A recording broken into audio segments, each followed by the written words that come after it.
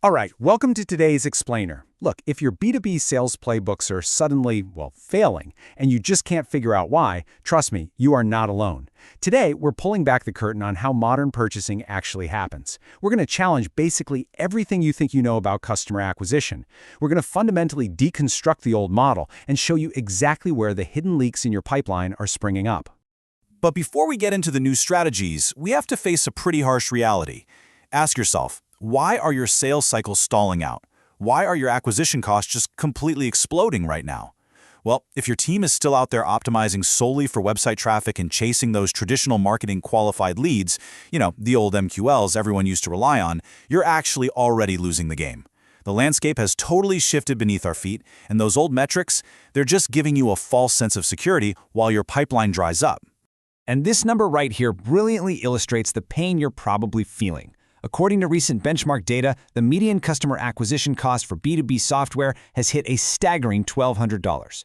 To put that into perspective, this literally means companies are now spending $2 in sales and marketing just to generate $1 single of new annual recurring revenue.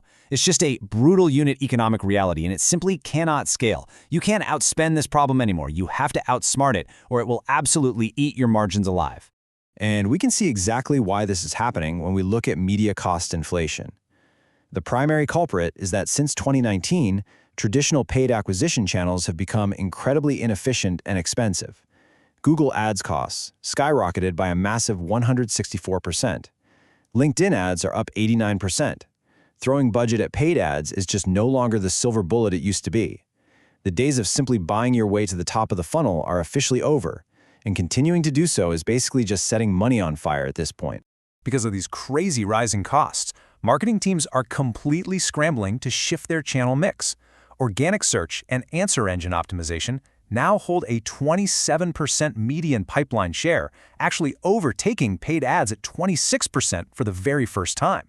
Meanwhile, traditional outbound SDR efforts are trailing way behind at 18%.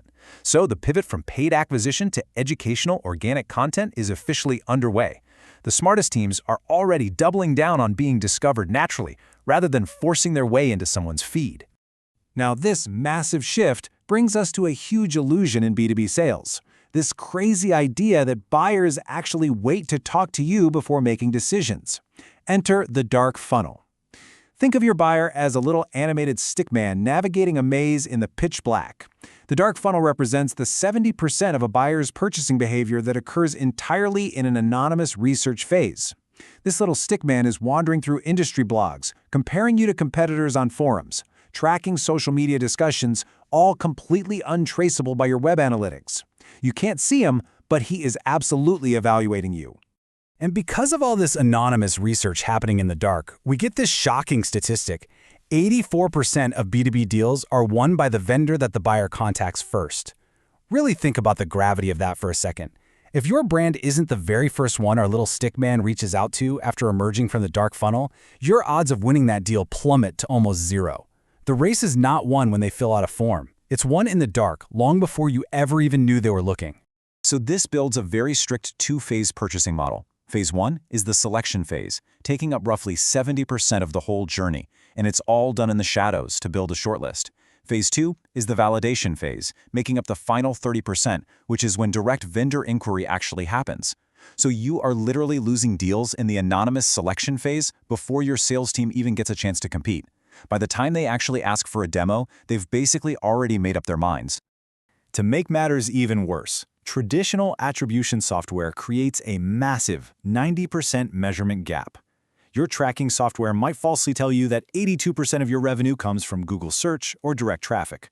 But when you actually talk to buyers, they self-report that they discovered you via dark social, podcasts, private communities, and word of mouth. Relying solely on your software attribution is completely blinding you to what truly drives discovery. You're giving all the credit to the final click, instead of the unseen conversations that actually built the trust. So as we rethink our strategy here, we have to realize that treating individual end users as leads is a total, fatal flaw. Even if a user actively uses and loves your product, they almost always lack purchasing authority.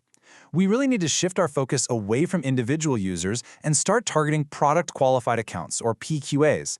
These are entire organizations flashing signals that they are ready for an enterprise-wide deployment. Stop chasing single users and start identifying the accounts that are actually primed to buy. Listen, if you don't address this user-buyer mismatch, your beautifully designed product will simply fail to monetize. Why? Well, because over 80% of B2B purchasing decisions are made by buying groups of 3 or more people. Tracking individual leads hides multiple sales opportunities within the same exact account. Plus, decentralized purchasing by lone individuals just drives unmonitored shadow IT spend, which usually gets blocked later by centralized procurement anyway. You have to sell to the group, or you're going to hit a brick wall when it comes time to actually sign the contract.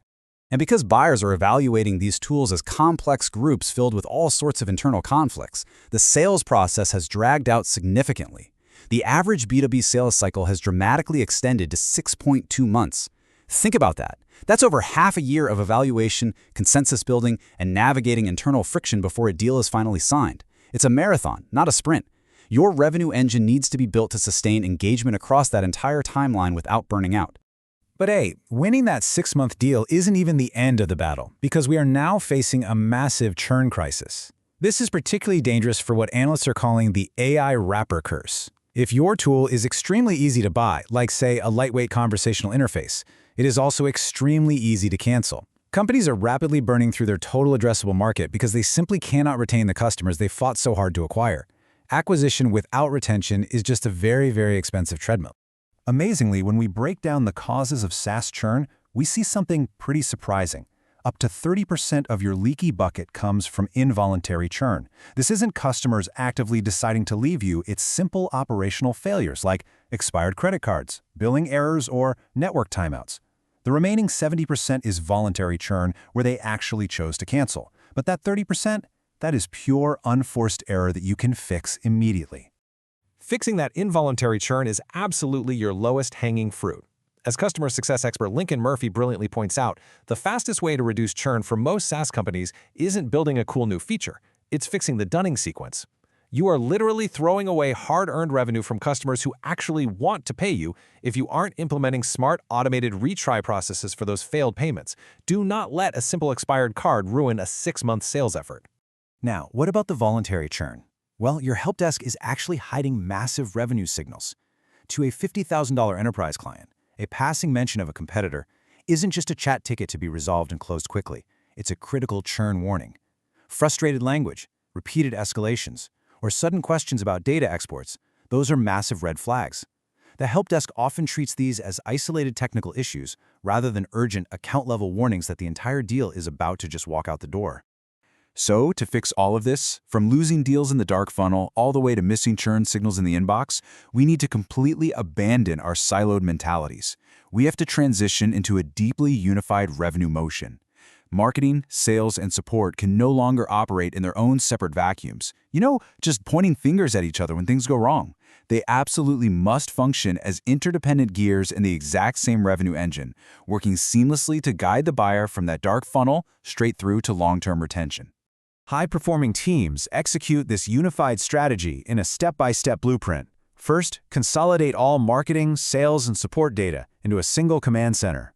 Second, implement proactive, account-level churn detection so you catch risks long before renewal time even comes up. And third, provide contextual support, equipping your agents with full CRM and usage history the second a ticket opens. This ensures sales can seamlessly validate the exact problems that marketing just educated the buyer on, and support can fix issues before they become cancellations. And you can finally track the success of this unified engine by measuring 3 distinct layers, rather than making the beginner mistake of stopping at top-of-funnel traffic. Layer 1 is visibility. Are people actually discovering us? Layer 2 is intent and engagement. Are the right people booking demos or starting trials? And finally, Layer 3 is revenue and retention. Are we driving paid conversions and expansion? You need to connect all 3 of these to know what's truly working, rather than just celebrating high web traffic while your monthly revenue stays completely flat.